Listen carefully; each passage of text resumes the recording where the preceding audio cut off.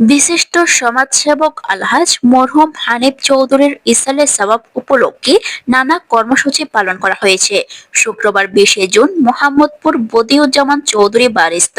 মরহুমের নিজ বাড়িতে তার পরিবারের পক্ষ থেকে চট্টগ্রামের ঐতিহ্যবাহী মেজবানের আয়োজন কবর জিয়ারত সহ নানা কর্মসূচি পালন করা হয়। অতিথি ছিলেন সাবেক ছাত্রনেতা, বিশিষ্ট সমাজসেবক ও চট্টগ্রাম উত্তর জেলা যুবদলের সহসভাপতি সাবের সুলতান কাজল, উত্তর জেলা যুবদলের মৎস্য বিষয়ক সম্পাদক নিজাম উদ্দিন সুজন, শিল্প বিষয়ক সম্পাদক মোহাম্মদ আলী মুন্না, যোগাযোগ সম্পাদক ও রাউজান কলেজ ছাত্রদলের সাবেক সভাপতি সৈয়দ মোহাম্মদ তহিদুল আলম, উত্তর জেলা ছাত্রদলের সাবেক যুগ্ম সম্পাদক রাসেল খান, মরহুমের পুত্র সায়েম আক্কাস চৌধুরী, জাকির হোসেন বাহাদুর, পৌরসভা যুবদল নেতা মোহাম্মদ মঞ্জু, মোজাম্মেল হোসেন রাসেল, যুবদল নেতা মোহাম্মদ মানিক, জাবের উদ্দিন জাবেদ, যুবদল নেতা শুকুর, মোহাম্মদ আজাদ, আরাফাত, অনিক, রোবেল, মোহাম্মদ ফারুক, মোহাম্মদ আয়ুব, মোহাম্মদ আকাশ, মোহাম্মদ ফারুক হাবিব,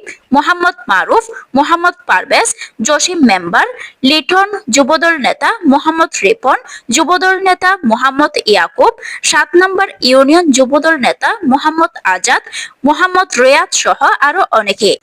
পরে চট্টগ্রাম উত্তর জেলা যুবদলের যোগাযোগ সম্পাদক ও রাউজান কলেজ ছাত্রদলের সাবেক সভাপতি সৈয়দ মোহাম্মদ তহিদুল আলমের পিতামাতার কবর জিয়ারত করেন বিএনপি ও অঙ্গ সংগঠন নেতৃবৃন্দ।